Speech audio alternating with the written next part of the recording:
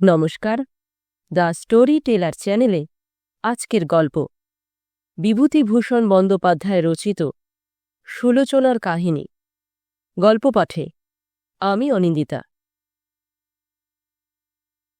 সন্ধ্যা হইয়াছে, শুকিয়া স্ট্রিট দিয়া যাইতেছি। ডাক্তারখানা খুলিতে দেরি হইয়া গিয়াছে, সময় হইয়া আসিল, সুতরাং হন হন করিয়াই চলিয়াছি। এমন সময়ে বাড়ি ঘরের থামের ছায়ার আলো আধারের মধ্যে একটি স্ত্রীলোককে দেখিয়াই আমি থমকাইয়া দাঁড়াইয়া গেলাম। যেন সেই সুলোচনার মা না? অবিকল সেই রকম দেখিতে, যদিও বহুকাল দেখি নাই, কিন্তু তাও কি সম্ভব এতকাল পরে সুলোচনার মা বাঁচিয়া থাকিবে এবং কলিকাতা শহরেই থাকিবে? একটু জোর গলায় ডাক দিলাম, শুনছেন শুনছেন বলি, শুনছেন? এই যে বৃদ্ধাটি ফিরিয়া দাঁড়াইল আমার ডাক শুনিয়া এবং হয়তোবা তাহাকেই কেহ ডাকিতেছে মনে করিয়া, বিস্ময়ের সহিত দেখিলাম সে সুলোচনার মাই বটে। সুলোচনার মা কাছে আসিল। প্রথমে চিনিতে পারিল না, পরে পরিচয় দিতেই দন্তহীন মুখে একগাল হাসিয়া বলিল, ও তুমি যদু, আহা কতকাল দেখিনি তোমাদের, ইত্যাদি বা ওই ধরনের কোনো উক্তি। আমার চক্ষুর সম্মুখ হইতে ২৬-২৭ বছরের যবনিকা হঠাৎ সরিয়া গেল। গত মহাযুদ্ধেরও কয়েক বৎসর পূর্বের কলিকাতা। ঘোড়া ট্রাম সবে মাত্র বন্ধ হইয়াছে। তখনকার আমলের অতি সুন্দরী আধুনিকাদের মধ্যে যে আমার চোখে সর্বপ্রধান সুন্দরী এবং সবচেয়ে আধুনিকা ছিল, কিছুকাল পরে যাহাকে জীবনের জনসমুদ্রে একদম হারাইয়া ফেলি, এই সে মেয়েটির মা। তখনকার মেয়েদের চুল বাঁধিবার রীতি বা কাপড় চোপড় পরিবার ধরন একালের মতো ছিল না বটে, কিন্তু সত্যিকার সুন্দরী যে হয় তাহাকে যে কোনো সাজে, যে কোনো ঢঙে, যে কোনো ভঙ্গিতে মানায়, এবং সুলোচনা ছিল সেই ধরনের সুন্দরী মেয়ে। তাহার সেই দীর্ঘ ঋজ চম্পক গৌর যৌবন দীপ্ত দেহ, লম্বা টানা কালো কালো ডাগর চোখ, কালো কোকড়া চুলের রাশি, নিটোল সুগঠিত বাহু দুটি, সুন্দর মুখশ্রী, কলিকাতার পথে ঘাটে গলির আড়ালে আবডালে, পথের বাঁকে হঠাৎ ফিরিয়াই, কিংবা কোনো নির্জন পার্কে পদচারণরত অবস্থায় কতদিন কল্পনা নেত্রে দেখিতাম। দেশে ফিরিয়া কত বর্ষোন্মুখর শ্রাবণ বা ভাদ্র রজনীতে এক ঘুম ভাঙিয়া উঠিয়া প্রথম যৌবনের রঙিন নেশায় যাহার মুখ কতবার মনে পড়িত, সেই সুলোচনার কোনো খবর পাই নাই আজ এত বছর। ধীরে ধীরে কবে সে বিস্মৃতির অন্ধকারে ডুবিয়া গিয়াছিল। আবার পুরনো যুগের সেই মেয়েটি ১৯৩০ সালের কলিকাতায় কোথা হইতে ফিরিয়া আসিল। একটি প্রেমের কাহিনী, তবে সে প্রেমের নায়ক আমি নই। গোড়াতেই কথাটা বলিয়া রাখা ভালো। সব যুগেই মেয়েরা যেমন ভালোবাসে, ভালোবাসিয়া কষ্ট পায়, মুখ বুজিয়া সহ্য করে, তিলে তিলে নির্বোধের মতো নিজের দেহ ক্ষয় করে দুশ্চিন্তায়, দুর্ভাবনায়, অত রূপ লইয়াও সুলোচনা সে দুঃখের হাত হইতে অব্যাহতি পায় নাই জানিতাম। তাই পরবর্তী সময়ে মেয়েদের যখন ভালো করিয়া জানিয়াছিলাম ও বুঝিয়াছিলাম, তখন সেকালে তরুণী প্রেমিকা সুলোচনার জন্য মাঝে মাঝে মনটা কেমন করিয়া উঠিত। যাক, এখন সেসব কথা, বর্তমানের কথাই আবার বলি।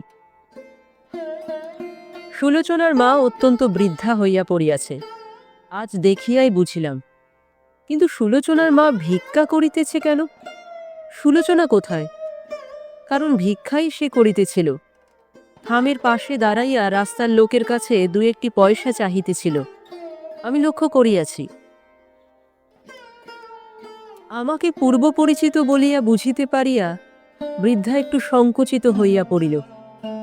তাহার সে ভাবটা কাটাইয়া দিবার জন্য বলিলাম, এখানেই কোথাও বাসা বুঝি? দোকানে জিনিস কিনতে এসেছিলেন? ভালো আছেন? আর বাবা, ভালো আর মন্দ, তুমিও যেমন। কথাটা ভালো লাগিল না। সুতরাং যে প্রশ্নটি এতক্ষণ করিতে বাধো বাধো ঠেকিতেছিল সেটা করিয়া ফেলিলাম। ভাবিয়া দেখিলাম সুলোচনার বয়স এখন হিসাব মতো প্রায় 40-42। সুতরাং তাহার কথা জিজ্ঞাসা করিতে সংকোচের কারণ কি আছে? সে এখন আর বীরা বনতা সুন্দরী কিশোরী প্রণয়িনী নয় কারো। আপনার মেয়ে কোথায়? তাই তো বলছি বাবা, সে কি আর আছে? সে থাকলে আমার আজ এই। বৃদ্ধা কাঁদিয়া ফেলিল। আমি এই উত্তরের জন্য আদৌ প্রস্তুত ছিলাম না। অপ্রতিভের মতো বলিলাম, ও। দুজনেই কিছুক্ষণ চুপচাপ।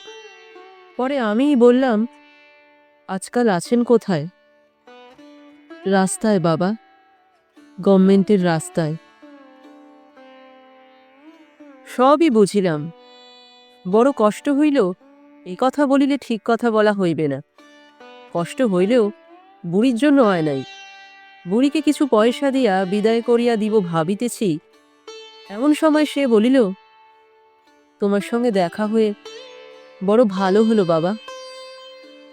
আমার ঘাড়ে সব ফেলে দিয়ে হতভাগী তো পালালো। এখন তার দুটি ছেলে, একটির বয়স 16 আর একটির 14। এদের নিয়ে আমার কি দুর্দশা ভাবো দেখি। এ বয়সে একটা ঘরে আছি, এখনই ভাড়া দিতে না পারলে তাড়িয়ে দেবে বলেছে। তাই বলছি, রাস্তা ছাড়া এখন যাব কোথায়? সুলোচনা কতদিন মারা গিয়েছে? এই 14 বছর।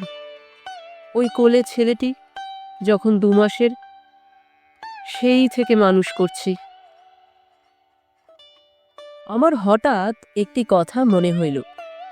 সুলোচনাকে আমি জানিতাম বটে, কিন্তু তার আসল ইতিহাস আমার কাছে রহস্যাবৃত ছিল। আমি খানিকটা বুঝিতাম, খানিকটা বুঝিতাম না। তাহার আরেকটা কারণ, আমার বয়সও তখন কম ছিল। রূপসী সুলোচনা আমার কাছে চিরদিন নারীত্বের গহন রহস্যের প্রতীক হইয়া আছে। এই উত্তম সুযোগ। বড় কৌতূহল হইল। উহার মায়ের মুখে তাহার ইতিহাস সব শুনিব। বৃদ্ধাকে বললাম, আপনি শ্রদ্ধানন্দ পার্কে বসে থাকবেন কাল বিকেল 5টার সময়। আমি আসব। বাড়ি ভাড়ার ব্যবস্থা যা হয় করা যাবে। বুড়ি ছাড়িল না। তাহার বাসা দেখিতে হইবে এখনই। অগত্যা গেলাম। বাসা দেখিয়া মনে হইল, তেমন ঘরে মানুষ থাকিতে পারে না। গরু থাকিলেও কষ্ট পায়। একতলায় ছোট্ট অন্ধকূপের মতো ঘর, একটি মাত্র দোর, যেটা দিয়ে ঢুকিতে হয়। দ্বিতীয় দরজা বা জানালা নাই। এই পচা ভাদ্রে কি ভীষণ গুমট ঘরের মধ্যে। সুলোচনার ছেলেরা একটু পরে আসিল। বড় সুন্দর ছেলে দুটি। সুলোচনার মুখ চোখ ভুলিয়া গিয়াছিলাম। ইহাদের বিশেষ করিয়া ছোট ছেলেটিকে দেখিয়া আবার সুলোচনাকে স্পষ্ট মনে পড়িল। জিজ্ঞাসা করিয়া জানিলাম, যাত্রা দলে কৃষ্ণ সাজে একটি, অপরটি গান গায়। হায় অভাগী সুলোচনা! তখনকার কালের শৌখিন মেয়ে, তখনকার কালের আধুনিকা স্মার্ট মেয়ে সুলোচনার মা ও ছেলেদের এ কি গৃহ, এ কি গৃহসজ্জা! ছেঁড়া চটের বিছানা, চটের মধ্যে বিচুলির কুচি পোড়া বালিশ, ভাঙা কলাই চটা 1-8খানা শানকি, একটা মাটির কলসি, আর দড়ির আল্লায় অতি মলিন খান 2 কাপড় ও জামা। একখানা কেওড়া কাঠের হাত 2 চওড়া তক্তপোষ আছে। ছেলে দুটি তাতে শোয়, বুড়ি শোয় মেঝেতে। তাও এই ঘরে আশ্রয় মিলিতেছে কই? এই আস্তাবল হইতেও বাড়িওয়ালা নাকি ইহাদের তাড়াইয়া দিবে বলিতেছে। এই কাহিনীটি আর বেশি দূর অগ্রসর করিয়া লইয়া যাইবার পূর্বে সুলোচনা কে ছিল, তাহার সহিত আমার কিভাবে আলাপ, ইহা বলিব, নতুবা গল্পের অংশ ভয়ানক খাপছাড়া ঠেকিবে। 1906 সালে দেশের স্কুল হইতে এন্ট্রান্স পাশ করিয়া কলিকাতার কলেজে পড়িতে আসিয়াছি। বেচু চাটুর্যে স্ট্রিটে আমারই স্বগ্রামস্থ এক বন্ধুর বাবা ছেলেপুলে লইয়া বাসা করিয়া থাকিতেন, সেইখানেই উঠিয়াছি। আমার বন্ধুটির দাদা তখন বিয়ে করেন এবং তাহারই সঙ্গে দেখা করিতে প্রকাশচন্দ্র বসু নামে তাহারই এক বন্ধু বাসায় ঘন ঘন যাতায়াত করিতেন। এই প্রকাশবাবু বড় অদ্ভুত লোক। আমরা প্রকাশদাকে যথেষ্ট খাতির করিয়া চলিতাম। তিনি বাড়িতে আসিলে বাড়ির মেয়েরা পর্যন্ত খুশি হইয়া উঠিতেন।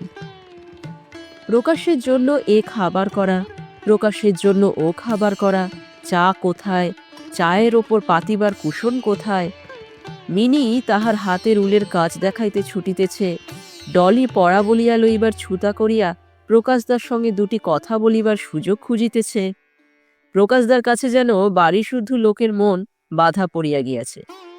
তাহার বিরুদ্ধে একটি কথাও বলিবার অধিকার ছিল না বাড়িতে। তাহা হইলে সকলেই একসঙ্গে তুমুল প্রতিবাদ তুলিবে। প্রকাশদার সঙ্গে মাঝে মাঝে সতীশ রায় বলিয়া তাহার এক বন্ধু আসিতেন। মেডিকেল কলেজের ছাত্র, খুব বড় বড় চোখ, শ্যামবর্ণ দোহারা চেহারা। ইহারা সবাই খুব স্ফূর্তিবাজ আমোদে ধরনের লোক। আসিবার সঙ্গে সঙ্গে বাড়ি মাতাইয়া তুলিতেন হাসি গল্প গানে। মাঝে মাঝে আবার কয় বন্ধুতে ঘরে খিল দিয়া কিসের পরামর্শ করিতেন। তখন আমাদের জানলা দিয়া উকি ঝুঁকি মারাও নিষেধ ছিল। কৌতূহল চাপিতে না পারিয়া একদিন বন্ধু শরৎকে জিজ্ঞাসা করিলাম, ওরা ঘরে দৌড় দিয়ে কি করে রে? শরৎ চুপি চুপি বলিল, কাউকে বলিসনি ভাই, ওরা সব অ্যানার্কিস্ট। তোর দাদাও? হ্যাঁ, ওরা দাদাকে দলে নিয়েছে। শুনিয়া মনের মধ্যে একটা কৌতূহল ও উত্তেজনা অনুভব করিলাম। অ্যানার্কিস্টদের সঙ্গে এক বাসায় আছি ভাবিয়াও ভয় হইল। এইখানে একদিন প্রথম দেখিলাম সুলোচনার মাকে। নিজের ঘরটিতে বসিয়া পড়িতেছি, একটি প্রৌঢ়া বিধবা স্ত্রীলোক ঘরে ঢুকিয়া আমায় জিজ্ঞাসা করিল, প্রকাশ এখানে কবে এসেছিল? আজ আসবার কথা আছে। দেখিলাম স্ত্রীলোকটির পরনে সাদা থান, বয়স 35-36-এর বেশি নয়, গায়ের রং খুব ধপধপে ফর্সা, বয়স হইলেও মুখশ্রী দেখিতে ভালো। আমার মুখে প্রকাশবাবুর আসিবার সম্ভাবনা আছে শুনিয়া আমারই ঘরে সে বসিল। আমায় বলিল, তুমি কি করো ছেলে? পড়ি, ফার্স্ট ইয়ারে। এটা তোমাদের বাড়ি? আমার বন্ধুর বাড়ি, আমি এখানে থাকি। বাড়িতে মেয়েরা আছেন? চলুন না বাড়ির মধ্যে, এখানে কেন বসে থাকবেন? এইভাবে সুলোচনার মার সঙ্গে বাড়ির মেয়েদেরও আলাপ হইয়া গেল। সুলোচনার মা কিন্তু প্রকাশদার সঙ্গে সাক্ষাৎ করা ছাড়া অন্য কার্যে কখনো আসে না। একদিন আমার এ কথা মনে হইল। বাড়ির মধ্যে মেয়েরাও এ কথা বলিতে শুরু করিল। স্ত্রীলোকটি যে প্রকাশবাবুর কাছে টাকা লইতে আসে তাহাও সকলে জানিয়া গেল। ক্রমে আমাদের সামনেই সে প্রকাশবাবুকে বলিত, ও প্রকাশ বাবা, এই মাসে আর 10টা টাকা না দিলে মেয়ের বই হবে না। ক্লাসে তাকে বকে, বই না কিনে স্কুলে যাবে কি করে। আমার বন্ধুকে একদিন বলিলাম, ওর মেয়ে আছে তা তো এতদিন শুনিনি। ওরা প্রকাশদার কেউ হন? প্রকাশদা টাকা দেন কেন ওদের? বন্ধু বলিল, জানি ওর এক মেয়ে এখানে স্কুলে পড়ে। আমি শুনেছি মেয়েটি সধবা, কিন্তু তার স্বামীর কাছে থাকে না। মা ও মেয়ে কোথায় যেন বাসা করে থাকে। প্রকাশদা আর সতীশদা দুজনে খরচ দেন। দাদা এসব গল্প সেদিন মার কাছে করেছিল। তা প্রকাশদার সতীশদা টাকা দেন কেন? ওরা অ্যানার্কিস্ট কিনা? দেশের আর দশের সেবা ওদের কাজ, বিশেষ করে প্রকাশদার। দাদা বলে প্রকাশদা বাড়ি থেকে যে টাকা পান তার বেশিরভাগ ওদের দিয়ে দেন। নিজে অনেক সময় টাকা ধার করতে আসেন দাদার কাছে। দুটো টিউশনই করেন, সে টাকাও ওদের দিয়ে দেন। আমার ক্রমে মনে হইল বুড়ি প্রকাশদার কাছে নানা রকম ফন্দি ও ছুতায় টাকা আদায় করিতে আসে, আর সবসময়ই মেয়ের অজুহাতে। আজ আমার মেয়ের এ নাই, আজ আমার মেয়ের তা নাই, একটা না একটা ছুতা বুড়ির লাগিয়াই আছে। প্রকাশদাও যেন কল্পতরু, না বলিতে শুনিলাম না কোনোদিন। বুড়ির ওপর হাড়ে হাড়ে চটিয়া গেলাম। বুড়ি বলিলাম বটে, কিন্তু সুলোচনার মা সে যুগে বুড়ি ছিল না। কতবার ভাবিতাম প্রকাশদাকে বলি, উহারা ফাঁকি দিয়ে আপনার কাছে টাকা লইতেছে, আপনি যখনই যা চায় তা দেন কেন? কিন্তু প্রকাশদাকে শ্রদ্ধা সম্মান করিতাম, কখনো সাহস করিয়া কথাটা বলিতে পারি নাই। এখানে একদিন সুলোচনা আসিল তাহার মায়ের সঙ্গে। দেখিয়া অবাক হইয়া গেলাম। রূপস্বী বটে, পাড়াগা হইতে কয়েক মাস মাত্র আসিয়াছি, অমন রূপ কখনো দেখি নাই। বছর 16 কি 17 বয়স, পিঠে কালো দীর্ঘ চুলের বিনুনি দোলালো। যেমন চোখ তেমন ধপধপে রং, তেমনই নিটোল স্বাস্থ্য, অনিন্দ সুন্দর মুখশ্রী। বাড়ির মেয়েদের সঙ্গে স্বভাবতই তার যথেষ্ট ভাব হইয়া গেল। তারপর প্রায়ই আসিতে লাগিল। বিশেষ করিয়া প্রকাশদার আসিবার সময়টাতেই আসে, এবং বেশিরভাগ কথাবার্তা বলে প্রকাশদার সঙ্গেই। প্রকাশদা উপস্থিত থাকিলে সেই যে তাহার চেয়ারের পিছনটি ধরিয়া দাঁড়ায়, তিনি যতক্ষণ এ বাড়িতে থাকেন বড় একটা অন্য কোথাও নড়িতে দেখি নাই। প্রকাশদা উঠিয়া চলিয়া গেলে সুলোচনা আমাদের বড় বিরক্ত করিত। হয়তোবা আমাদের সে মানুষ বলিয়াই মনে করিত না, কে জানে। টেবিলে বসিয়া পড়িতেছি, সুলোচনা হঠাৎ আসিয়া বইখানা টানিয়া লইয়া গেল। হয়তো পিছন হইতে আসিয়া 2 হাত দিয়া চোখ চাপিয়া ধরিল, নয়তো ভূতের গল্প শুনিবার আবদার ধরিয়া বসিল। পড়িতে দিবে না কিছুতেই, পড়া থাক, তাহার সঙ্গে ছাদে কে যাইবে, ডলির পুতুলের শুভ বিবাহ এখনই ছাদে অনুষ্ঠিত হইবে তাহার পুতুলের সহিত, ইত্যাদি। এক এক দিন এক এক রকমের ব্যাপার। কিন্তু প্রকাশদা থাকিলে সুলোচনা এরকম করিত না। তখন তার অন্য মূর্তি, ধীর স্থির, বেশি হাসিত না, বেশি বকিত না, কেমন যেন সলজ্জ সকুণ্ঠ চোখ মুখের ভাব, কতদিন দেখিয়াছি। প্রকাশদা সুলোচনাকে সু বলিয়া ডাকিতেন বলিয়া আমরাও সবাই তাকে সু বলিতাম। একদিন সুলোচনা তাতে আপত্তি করিল। শরৎকে বলিল, প্রকাশদা যা বলেন তোমরাও তাই বলবে নাকি? ও নামে ডেকো না, কানে ভালো লাগে না। আমার বড় রাগ হইল। সুলোচনার চাল দেওয়া ধরনের কথাবার্তা আমার সহ্য হইত না। আমার মনে হইত মেয়েটি অত্যন্ত গর্বিত ও চালবাজ। রাগের ঝোঁকে বলিলাম, তাহলে তুমিও আমাদের সঙ্গে মিশতে এসো না। সুলোচনার সহিত আমাদের এ ধরনের খুনসুটি ঝগড়া প্রায় চলিত, তবে সে যে সবসময় আমাদের বাড়িতে আসিত তা নয়। মাসের মধ্যে 10-12 দিনের বেশি না। প্রকাশদা এখানে যে যেদিন আসিবেন, এমন দিন ছাড়া সুলোচনার এখানে আসা কেহ কল্পনাও করিতে পারিত না। আরও একটা জিনিস লক্ষ্য করিতাম, সতীশদার প্রতি সুলোচনা যেন তেমন সন্তুষ্ট নয়, অথচ সতীশদা সুলোচনা বলিতে অজ্ঞান ছিলেন। আমার বন্ধু শরৎ বলিত, সুলোচনাদের কলকাতার বাসা ভাড়া ও বাসার সমস্ত খরচ নাকি সতীশদা দিতেন।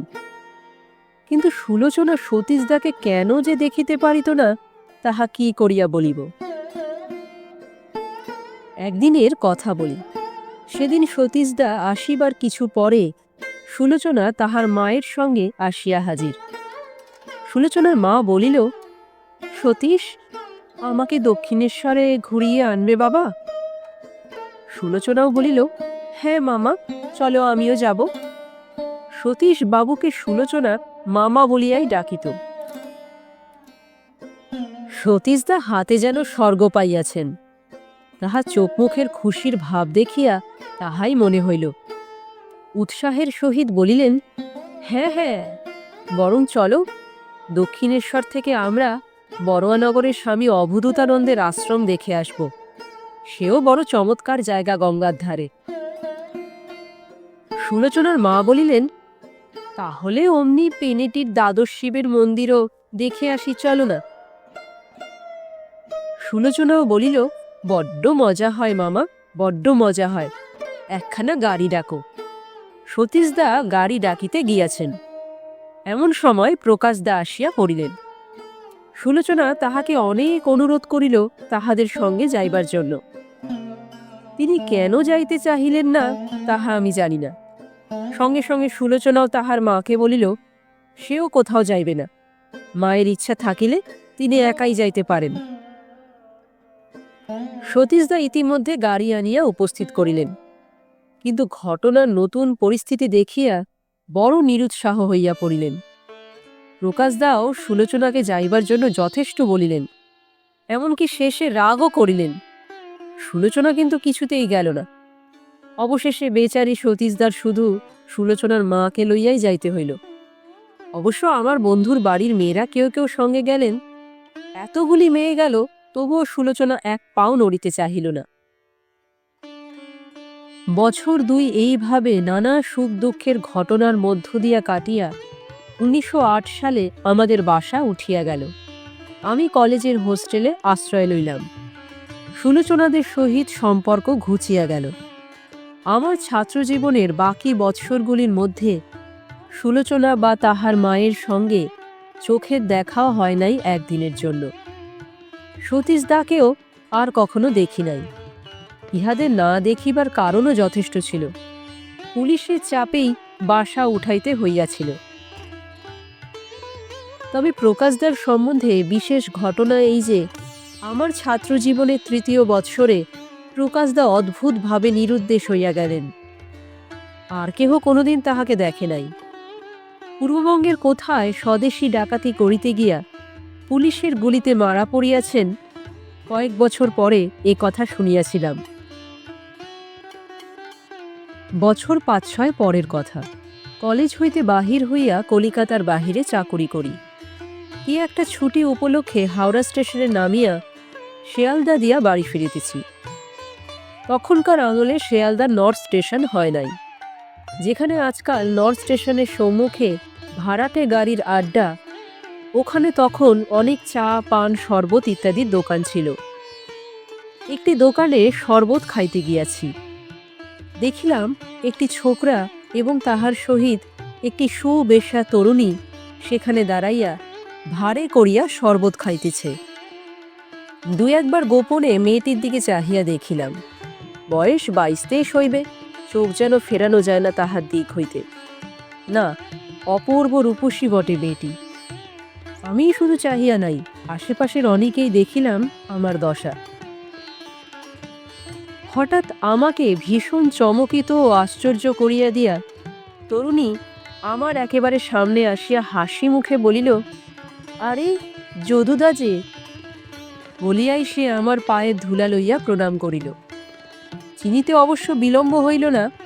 বলিলাম, সুলোচনা যে! কোথা থেকে? তোমার মা কোথায়? কি করছো এখন? সুলোচনা এসব কথার কোনো উত্তর না দিয়া সর্বপ্রথম আমায় প্রশ্ন করিল, প্রকাশদার কোনো খবর পেয়েছ? প্রকাশদার মৃত্যু সংবাদ তখন আমি শুনিয়াছি, কিন্তু সে কথা বলিলাম না।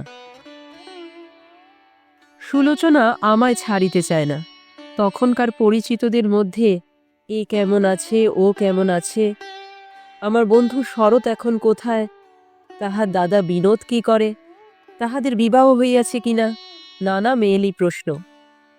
আমার হাত ধরিয়া টানিতে টানিতে বলিল, অনেকদিন পরে দেখা, খাওয়াও দেখি, চলো তো রায়মশাইয়ের হোটেলে। সেই পুরনো দিনের মতোই নিঃসংকোচ ব্যবহার সুলোচনার। এই মানুষ হইয়াও ছেলের মতো ব্যবহার, ধরন ধারণ, সেই সবই বজায় আছে অবিকল। তবে তাহার পরনে চওড়া জরিপার ফিকে নীল শাড়ি ও ব্লাউজের বাহার, গলায় চিকচিকে সরু চেন ও পেন্ডেন্ট, পায়ে রূপালি ব্রোকেডের জুতা, সুগঠিত পেলব সুগৌর হাতে সোনার চুরির সঙ্গে সরু ফিতা বাঁধা হাতঘড়ি প্রভৃতি দেখিয়া মনে হইল সুলোচনার অবস্থা ফিরিয়াছে। সুলোচনার শৌখিনতার প্রতি স্নেহ হইল।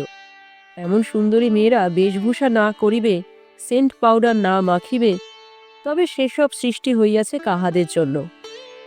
সুলোচনার অঙ্গে শাড়ি ব্লাউজ অলঙ্কার উঠিয়া নিজেরাই ধন্য হইয়া যায় নাই কি? আমি বলিলাম, আরে ছাড়ো ছাড়ো, হাত ধরে ওরকম টানাটানি করো না। রায়মশাই কেন, চলো ট্রামে ন্যাশনাল হোটেলে যাই, কলেজ স্ট্রিটের মোড়ে। কিন্তু সঙ্গের ছোকরাটি বাদ সাধিল, নতুবা সুলোচনাকে লইয়া যাওয়া কষ্টকর হইত না। ঘড়ি দেখিয়া ছোকরা বলিয়া বসিল, ট্রেনে দেরি নাই, কোথায় যাবে এখন বৌদি? এসো চলো। এমনকি মনে হইল যে ছোকরা যেন সুলোচনার উপর জোর খাটাইতেছে। রাগ হইল, কোথা হইতে উড়িয়া আসিয়া জুড়িয়া বসিয়াছে বাপু। সুলোচনাকে আমরা ছেলেবেলা হইতে জানি, তুমি তখন জন্মাও নাই। আজ আসিয়াছ আমাদের সামনে সুলোচনাকে ঘড়ি দেখিয়া টাইম বলিয়া দিতে। সুলোচনা যে খুব ভালো মেয়ে নয়, এ ধারণা আমার পূর্ব হইতেই ছিল। এখন সে ধারণা আরও বদ্ধমূল হইল। বেচারি প্রকাশদা, মেয়েদের ভালোবাসার এই তো মূল্য, অন্তত সুলোচনার মতো মেয়েদের। মনটা অশ্রদ্ধায় পূর্ণ হইয়া গেল। সুলোচনাকে লইয়া ছোকরা স্টেশনের দিকে চলিয়া গেল। সুলোচনা যাইতে যাইতে আমার দিকে ফিরিয়া বলিল, দমদমায় আমার বাসা আজকাল, যেও একদিন, মা আছেন বাসায়। বিস্কুটের কারখানার পেছনে নরেশ পালের বাগান বাড়ি। বলা বাহুল্য, দমদমার নরেশ পালের বাগান বাড়ি খুঁজিয়া সেখানে যাইবার সুবিধা ও সময় আমার হইয়া ওঠে নাই। বছরখানেক পরে ইউরোপীয় মহাযুদ্ধ আরম্ভ হইবার পূর্ব বৎসর 1913 সালে আমি সন্ধ্যার দিকে এসপ্ল্যানেডের মোড়ে ট্রাম ধরিবার জন্য অপেক্ষা করিতেছি। এমন সময় একখানি ট্রাম আমার সামনে আসিয়া দাঁড়াইল। হঠাৎ দেখিলাম প্রথম শ্রেণীর কামরার একখানি বেঞ্চিতে সুলোচনা একা বসিয়া আছে। আমি তখনই বিন্দুমাত্র না ভাবিয়া ট্রামখানাতে উঠিয়া তাহার পাশে বসিয়া পড়িলাম। সুলোচনা প্রথমটা চমকাইয়া উঠিয়াছিল, পরে আমাকে দেখিয়া ও চিনিতে পারিয়া ভারী খুশি হইল। বলিল, যা ভয় দেখিয়ে দিয়েছিলে। আমি বলি, কে এসে ঝুপ করে পাশে বসে পড়ল রে বাবা। ভালো, কতদিন দেখা হয়নি, সেই শিয়ালদা স্টেশনে সেবার। দাঁড়াও, প্রণামটা করি। কথাবার্তা বলিতে বলিতে চাঁদনির মোড়ে ট্রাম আসিল। সুলোচনা বলিল, নামো এখানে যদুদা, কুরুশকাটা কিনব আর ছেলেটার জন্য হরলিক কিনব। আমি উহার মুখের দিকে আশ্চর্য হইয়া চাহিয়া আছিয়া দেখিয়া সুলোচনা সলজ্জ মুখে বলিল, আজকাল আমার স্বামী এসেছেন যে, আজ প্রায় বছরখানেক। এখন যে রোজগার করছি 2 পয়সা, আসবে বই কি, এতদিন কেউ খোঁজও নেয়নি। আজকাল কি করো? বারে, আজকাল তো ক্যাম্বেলে নার্সগিরি করি। এতদিন নার্সদের হোস্টেলে ছিলাম, এখন স্বামী ফিরে আসাতে বাসা করেছি দমদমাতে। সেই 8 বছর যখন তোমার সঙ্গে দেখা, তখন থেকে দমদমায় বাসা। এসো না আজ, চলো, আমার খোকাকে দেখে আসবে। না, আজ থাক, আরেকদিন হবে। চলো, চা খাবে সুলোচনা? শোনো বলি, তুমি হলে গিয়ে খোকার মামা, শুধু হাতে যেও না, ওকে একটা হার কেন দাও না? আমার বড় রাগ হইল। দম দিয়া টাকা আদায় করিয়া লইতে সুলোচনা মায়ের মতোই পটু হইয়া উঠিয়াছে। আপন মামা হইলেও আজকালকার বাজারে শুধু টাকা দিয়া মুখ দেখা সারে, আর আমি কোথাকারকে হার কেন দিতে যাইব। বলিলাম, এখন যাব না তোমার বাসায়, বড় ব্যস্ত আছি। ট্রাম হইতে নামিয়া আমরা একটা গ্যাস পোস্টের তলায় দাঁড়াইয়াছি। গ্যাসের আলোয় সুলোচনাকে দেখিয়া সত্যিই মুগ্ধ হইয়া গেলাম। এরকম রূপসী মেয়েকে লইয়া কোনো চায়ের দোকানে ঢুকিতে সংকোচ মনে হয়। বিশেষত মনে রাখবেন 1913 সালের কলিকাতা। তখনকার দিনের মেয়েরা পথে ঘাটে খুব কমই বাহির হইত। হইলও তাই। চায়ের দোকান শুদ্ধ লোক হা করিয়া একদৃষ্টে সুলোচনার দিকে চাহিয়া রহিল। তাহার ওপর সুলোচনার মুখে খই ফুটিতেছে কথার। সে চুপ করিয়া থাকিতে জানে না। আমি বড় অস্বস্তি বোধ করিতে লাগিলাম। আমায় বলিল, যাবে না বই কি? ইস, ভাগ্নের মুখ দেখনি, দেওয়ার ভয়ে বোনের বাড়ি যাবে না? লজ্জা করে না বলতে? যেতেই হবে। আমি নেমন্তন্ন করছি, সামনের শনিবারে যাবে, ওর সঙ্গে আলাপ করিয়ে দেব। ইহার সব ব্যাপারই রহস্যাবৃত। কোথায় এতদিন ইহার স্বামী ছিল, কোথা হইতে আবার আসিল, এ সকল কথা জিজ্ঞাসা করিতে ইচ্ছা হইলেও চাপিয়া গেলাম। তবে সুলোচনা কখনো মিথ্যে বলে না, ইহা আমি জানিতাম। পূর্বেও দেখিয়াছি এমন সব অবস্থায় সত্য কথা বলিত, যেখানে সত্য বলিলে তাহার নিজেরই ক্ষতির সম্ভাবনা। কাজেই সুলোচনার কথায় আমার অবিশ্বাস হয় নাই। চা খাওয়া ও উল বোনার কাটা কেনার পরে আমি তাহাকে গাড়িতে উঠাইয়া দিতে আসিলাম। গাড়ির কামরায় বসিয়া সে তাহার পাশের বেঞ্চিতে হাত চাপড়াইয়া বলিল, এসো বসো যদুদা।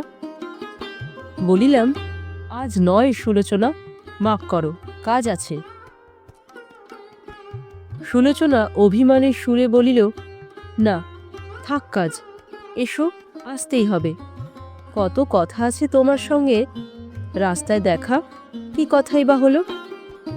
পুরনো দিনের কথা আর কার সঙ্গে কইব? পরে হঠাৎ আগ্রহের সুরে জিজ্ঞাসা করিল, আচ্ছা প্রকাশদার আর কোনো খবর পাওনি? বলিলাম, না, কই আর।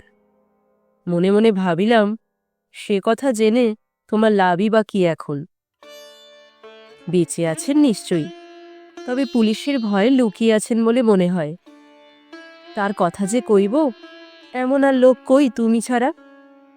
কেন, সতীশদা কোথায়? মামা মামা বিয়ে থা করে দিব্যি সংসারী হয়ে বসেছে। তার মতো মানুষ আর এর বেশি কি করবে?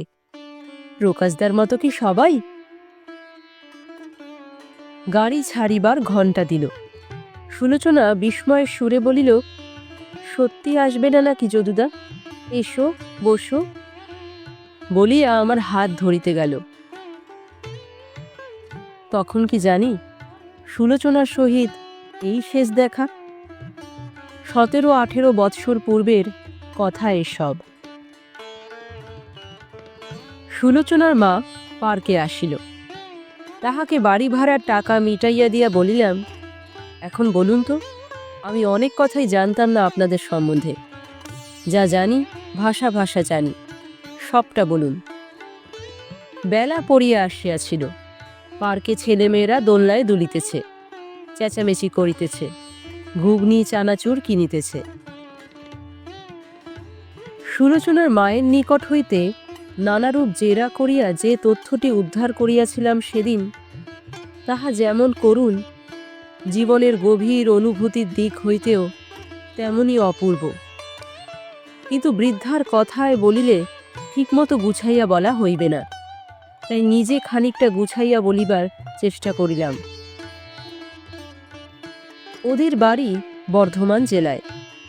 সুলোচনার যখন 8 বছর বয়স, তখন ওর বিবাহ হয় পাশের গ্রামে। স্বামীর বয়স তখন 30-32। স্বামী চেহারা ভালো ছিল না বলিয়া ছেলে মানুষ মেয়ে তার কাছে বড় একটা যাইতে চাহিত না। স্বামী ছিল মূর্খ ও গোয়ার প্রকৃতির লোক।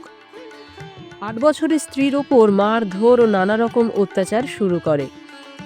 ফলে ওর মা দেশের জায়গা জমি বিক্রয় করিয়া মেয়ের হাত ধরিয়া কলিকাতায় আসিল।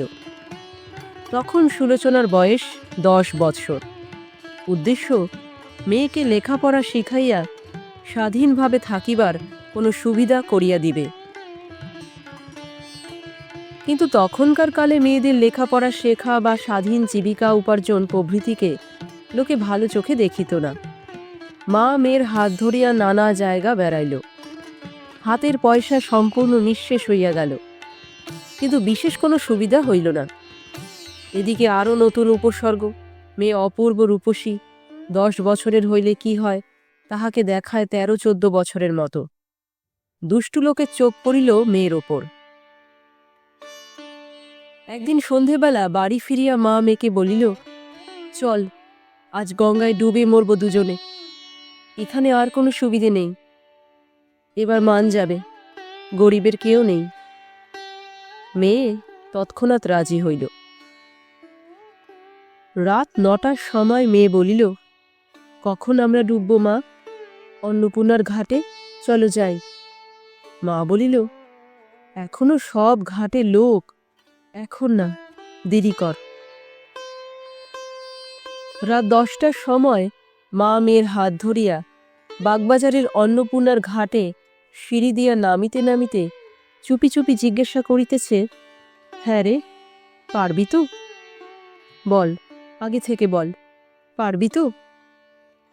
মেয়ে এতটুকু ভয় খায় নাই। সে দৃঢ় কণ্ঠে বলিল, তুমি সঙ্গে থাকলে মা, ঠিক পারব। সেই সময় যামিনী ঘোষ বলিয়া একটি ছোকরা, আপিসের কেরানি, ঘাটের কাছেই কোথায় বসিয়া হাওয়া খাইতেছিল। সে আসিয়া জিজ্ঞাসা করিল, আপনারা এত রাত্রে এখানে কেন? আর ব্যাপারই বা কি? কি বলা বলি করছেন আপনারা? বাসা কোথায় আপনাদের? যামিনী ঘোষের প্রশ্নের স্বরে বালিকা থতমত খাইয়া কাঁদিয়া ফেলিল। মা সব খুলিয়া বলাতে সে রাত্রে যামিনী মা ও মেয়েকে নিজের বাসায় লইয়া গেল। দিন 15 কাটিল মন্দ নয়। যামিনী ছেলেটি খুব ভালো, কিন্তু ইহার এক বন্ধু সম্ভবত যামিনীর মুখে ইহাদের ইতিহাস শুনিয়া একবার দেখিতে আসিল। সেই যে আসিল, আর সে বাড়ি ছাড়িতে চায় না। তার আশা নিত্যনৈমিত্তিক ব্যাপারের মধ্যে দাঁড়াইয়া গেল। সুলোচনাও সকলের সামনে চিরকাল বাহির হয়, তখন তো আরও ছেলে মানুষ। ছোকরা মাথার পিছন দিকে চুল ফিরাইত বলিয়া সুলোচনা আড়ালে মার কাছে তাহার নাম রাখিয়াছিল কাকাতুয়া। একদিন মেয়ে মাকে বলিল, মা, কাকাতুয়া ভারী দুষ্টু, আমাকে গহনার বাক্স দেখিয়ে বলে কিনা আমার সঙ্গে যাবে, তোকে এইসব গহনা দেব, আমি ওর সামনে আর বের হব না। মা বলিল, হতচ্ছাড়া মেয়ে, তুই বা যাস কেন সকলের সামনে? বাড়ির মধ্যে থাকবি, যার তার সামনে বেরোনো গল্প করা কি ভালো? আমরা গরিব লোক, আমাদের কত বিপদ জানিস? জামির আরও এক বন্ধু ছিল, সতীশ রায়। সতীশ মা ও মেয়ের দুঃখ শুনিয়া তাহাদের নিজেদের বাসায় লইয়া আশ্রয় দিল বটে, কিন্তু দিন কতক পরে সেখানেও গোলযোগ বাঁধিল। সতীশ সুলোচনাকে দেখিয়া পাগল হইল।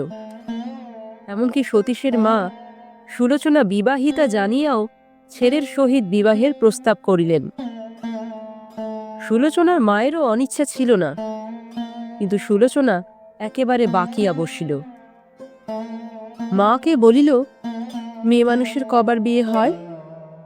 তোমাদের সব মাথা খারাপ হয়ে গিয়েছে, আমায় আর লেখাপড়া শেখাতে হবে না তোমায়। তুমি আমাকে আমার শ্বশুর বাড়ি রেখে এসো, সেখানে বাঁচি আর মরি, ঢের হয়েছে। এখানে এই সময় একদিন আসিলেন প্রকাশদা। প্রকাশদা সতীশের বন্ধু এবং ছাত্রমহলে নাম করা স্বদেশী। অ্যানার্কিস্ট বলিয়া খ্যাতিও তাহার যথেষ্ট রহিয়াছে, তখন পুলিশের কৃপায়। প্রকাশদা সুলোচনার ইতিহাস সব শুনিলেন এবং প্রধানত তাহারই চেষ্টায় সুলোচনা বেথুন স্কুলে ভর্তি হইল। প্রকাশদা মাঝে মাঝে তাহার পড়াশুনো তত্ত্বাবধান করিতে আসিতেন। এদিকে সতীশ বড় বিরক্ত করিয়া তুলিল। একই বাড়িতে থাকা, সর্বদা দেখা সাক্ষাৎ, সামনে না আসিয়া উপায় নাই। নানা রকম দামি জিনিসপত্র কিনিয়া দিতে আরম্ভ করিল, সেন্ট, সাবান, কাপড় জামা ইত্যাদি। সুলোচনা বলিল, মামা, এসব কেন দিস? তুই বড় স্বার্থপর, আমি এসব নেব না। মাকে বলিত, মা, অনেক মানুষ দেখলাম এ বয়সে, প্রকাশদার মতো মানুষ এ পর্যন্ত আর দেখিনি। অন্য ধাতের একেবারে। উনি মানুষ না দেবতা, তাই ভাবি। সতীশ দিত দামি দামি কাপড়। একবার পুজোয় একখানা ভালো বেনারসি শাড়ি দিল। প্রকাশদা দিলেন একজোড়া মোটা স্বদেশী তাঁতের শাড়ি। সুলোচনার কি আহ্লাদ প্রকাশদার দেওয়া সেই মোটা শাড়ি পরিয়া। সতীশদার দেওয়া ভালো শাড়ি সে কদাচিৎ ব্যবহার করিত, কিন্তু মোটা তাঁতের শাড়ি দুখানা পরিয়া রোজ স্কুলে যাইত। একদিন সে প্রকাশদাকে সতীশের ব্যবহার সব খুলিয়া বলিল। প্রকাশদা বলিলেন, এখানে তোমাদের আর থাকা উচিত না। তোমার লেখাপড়া এখানে থাকলে কিচ্ছু হবে না। অন্য জায়গায় বাসা করো, খরচ যা হয় আমি তার ব্যবস্থা করব। সুলোচনার এক দুঃসম্পর্কের ভগ্নিপতি কানাইধরের গলিতে সস্ত্রীক বাসা করিয়া থাকিত। সুলোচনারা সেই বাসায় উঠিয়া আসিল। আসিবার সময় সুলোচনা প্রকাশদার দেওয়া মোটা শাড়ি পরিয়া সতীশের দেওয়া দামি কাপড় জামা সেইখানেই রাখিয়া আসিল। সতীশ সেই ব্যাপারে দিন কতক নিজেকে অত্যন্ত অপমানিত বিবেচনা করিয়া প্রকাশদার সঙ্গে পর্যন্ত দেখা সাক্ষাৎ ছাড়িয়া দিল। মা মেয়েকে বলিল, কেন সতীশকে অমন করে চটিয়ে দিলি? ওর মনে কষ্ট দেওয়া হলো না? সুলোচনা বলিল, কষ্ট না পেলে মামার জ্ঞান হবে না মা। তাছাড়া দেখছ না, আমাদের জন্য ও সর্বশান্ত হতে বসেছিল। ওর দেওয়া জিনিস আর নেব না। তা সত্ত্বেও সতীশ ওদের নতুন বাসায় যাতায়াত করিত, জিনিসপত্রও দিতে ছাড়িত না। সুলোচনা বলিত, মামা, আবার কেন আসিস? তুই বড় স্বার্থপর। স্বার্থের জন্যে সব করিস বলে আমার ভালো লাগে না। দেখ দেখি প্রকাশদাকে। একদিন সতীশ বলিল, আচ্ছা, আমি কি করলে তুই খুশি হবি সুলোচনা? বল, আমি তাই করব। সুলোচনা বলিল, তুই বিয়ে কর মামা, আমি খুব খুশি হব। তাহলে আমায় যদি সন্তুষ্ট করবার তোর ইচ্ছে থাকে, খুব শিগগির একটি ভালো মেয়ে দেখে বিয়ে করে ফেল। নতুন বাসায় প্রকাশদা কিন্তু বেশি আসিতেন না, এবং আসিতেন না বলিয়াই আমাদের বাসায় যেদিন প্রকাশদার আসিবার কথা থাকিত, সেদিন সুলোচনা এখানেই তার সঙ্গে দেখা করিত। এই সময় আলিপুর বোমা মামলার আরম্ভ হইল। কি করিয়া প্রকাশদা ইহার মধ্যে জড়াইয়া পড়েন, সে কথা সুলোচনার মা আমায় বলিতে পারে নাই। প্রকাশদা দীর্ঘদিন অনুপস্থিত রহিলেন। সুলোচনা বড় ব্যস্ত হইয়া ছটফট করিত বলিয়া তাহার মা একদিন কলেজে খোঁজ করিতে গিয়া জানিল, কলেজেও প্রকাশদা বহুদিন যাবৎ অনুপস্থিত। প্রকাশদা বলিলেন, সে কথা জিজ্ঞেস করিস কেন সু? তাছাড়া এই শেষ। আমি স্বদেশীর আসামি, পুলিশ পেছনে ঘুরছে, আর আসতে হয়তো পারবো না। যাওয়ার সময় একটা কথা জিজ্ঞেস করে যাই, হয়তো আর দেখাই হবে না। তুই আমায় কখনো ঘৃণা করবি না বল? সুলোচনা বলিল, তোমাকে অনেক ভালোবাসি প্রকাশদা। যদি স্বামী না থাকতো তবে তোমার আরও নিকটে আসতুম, পা ছুঁয়ে বলছি। তা না হলে তোমার এই বিপদের সময়ে তোমার সঙ্গে চলে যেতুম, একলা যেতে দিতুম না। বলিয়াই সে কাঁদিয়া ফেলিল। সুলোচনার মা আমায় বলিল, মেয়ে আমার কখনো কাঁদল না, এই অনেক দিন পরে আবার কাঁদল। যাওয়ার সময় প্রকাশকে করার করিয়ে নিল, বিপদ উদ্ধার হলেই আবার ফিরে এসে সকলের আগেই ওর সঙ্গে দেখা করবে। কিন্তু প্রকাশ সেই যে গেল, আর কখনো ফিরে আসেনি। আমি বলিলাম, তারপর আপনাদের কি হলো?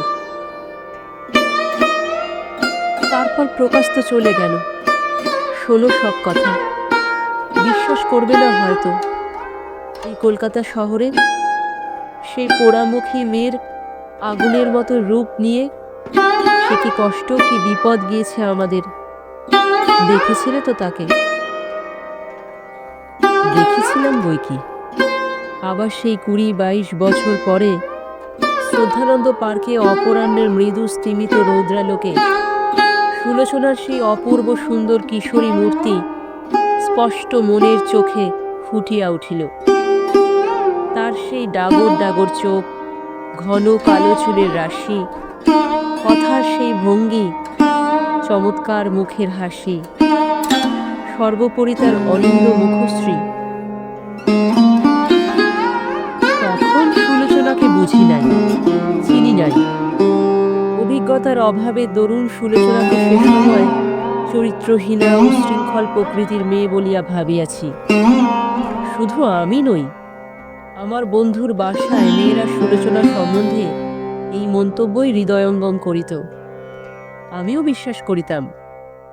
মনে মনে পরলোকবাসিনীর নিকট ক্ষমা প্রার্থনা করিলাম। সুলোচনার মা বলিল, মেয়ে রোজ কাঁদে প্রকাশ চলে যাবার পরে। জানলা খুলে চেয়ে থাকে, সতীশকে দু চোখে দেখতে পারে না। এদিকে যে বাসায় আমরা ছিলাম, তারা ঠিকমতো টাকা দিতে না পারাতে আমাদের রাখতে চাইল না।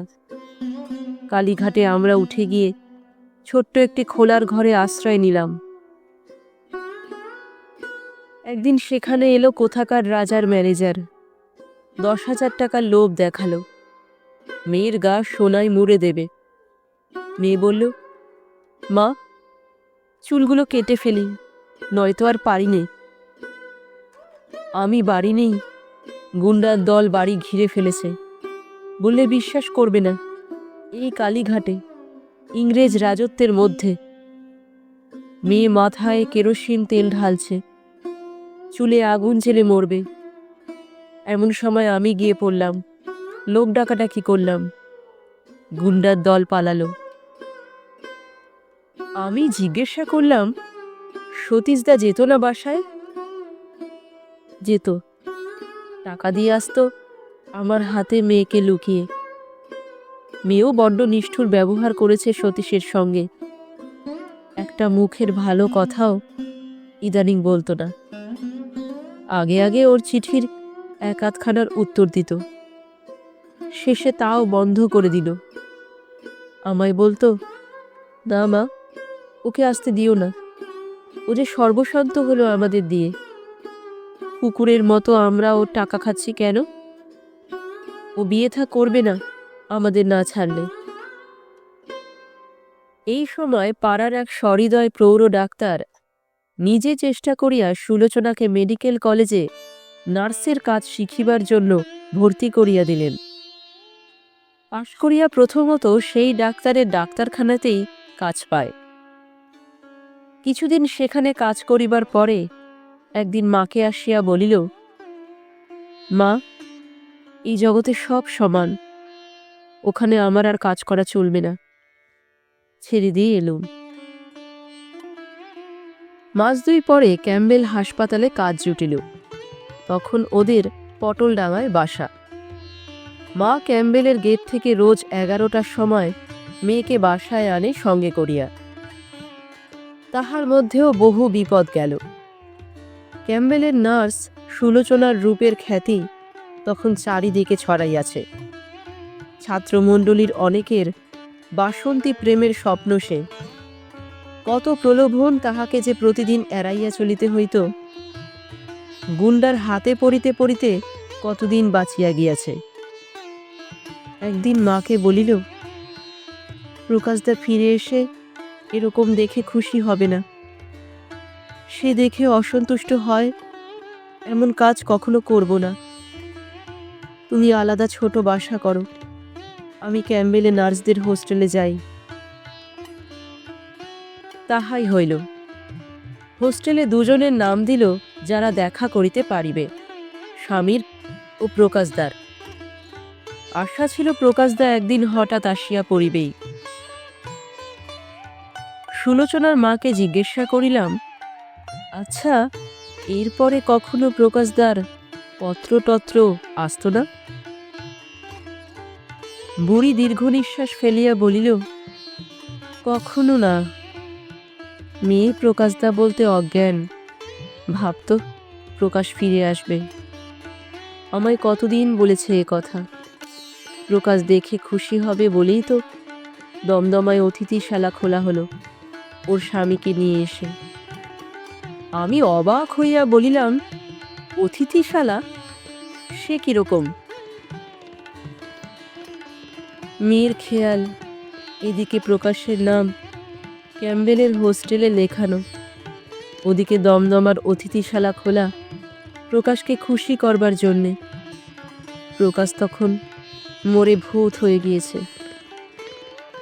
ওর স্বামীকে আনলেন বুঝি আবার? আমি আনিনি বাবা। ক্যাম্বেলে একজন রোগী এসেছিল সুলোচনার শ্বশুরবাড়ির গা থেকে, সে গিয়ে খবর দিল। স্বামী এসে পড়ল, মাপ চাইল। আমরাও জায়গা দিলাম, এই ভেবে যে স্বামী ভিন্ন বাইরে পদে পদে বিপদ। স্বাধীন হয়েও রূপ নিয়ে সর্বদা সশঙ্কিত। কেউ মিত্র নেই, সবাই শত্রু। আজ যে বন্ধু, কাল সে শত্রু। ওর স্বামীকে নিয়ে দমদমায় বাসা করা গেল। যে যায় সেই খায়, তাই নাম হলো অতিথিশালা। আমার সঙ্গে এই সময়ই সুলোচনার দেখা হইয়াছিল। সে কথাও আমি বৃদ্ধাকে বলিলাম। বৃদ্ধা বলিল, তোমার কথা বলেছিল এখন আমার মনে হচ্ছে বাবা। তারপর ও চাকরি ছেড়ে দিয়ে প্র্যাকটিস করতে লাগলো। বেশ 2 পয়সা আয় হলো, 2টি ছেলে হলো। জামাইয়ের 1 কারি দেনা ছিল দেশে, সব ও শোধ দিল। সেই সময় একদিন কে এসে বলল, দমদমার বাসায় প্রকাশ মারা গিয়েছে। শুনেই মূর্ছা হয়ে পড়ে গেল। সেই থেকে বুকের রোগ, তাতেই শেষে মারা গেল। খবরটা শোনার পর মোটে 6টি মাস বেঁচেছিল। দুইজনেই অনেকক্ষণ চুপ করিয়া বসিয়া রহিলাম। বৃদ্ধা অন্যমনস্কভাবে বলিল, সন্ন্যাসী হয়ে যাব বলে আপদ বিদেয় করবার জন্যে 8 বছর বয়সে মেয়ের বিয়ে দিয়েছিলাম। সে কোথায় চলে গিয়েছে আজ। আমি এই 65 বছর বয়সে এখনো ভুগছি বন্ধনে। সে স্বামীকে ভালো করল, তাকে মদ ছাড়ালো, মানুষ করল, করে মরে গেল। জামাইও মারা গিয়েছেন।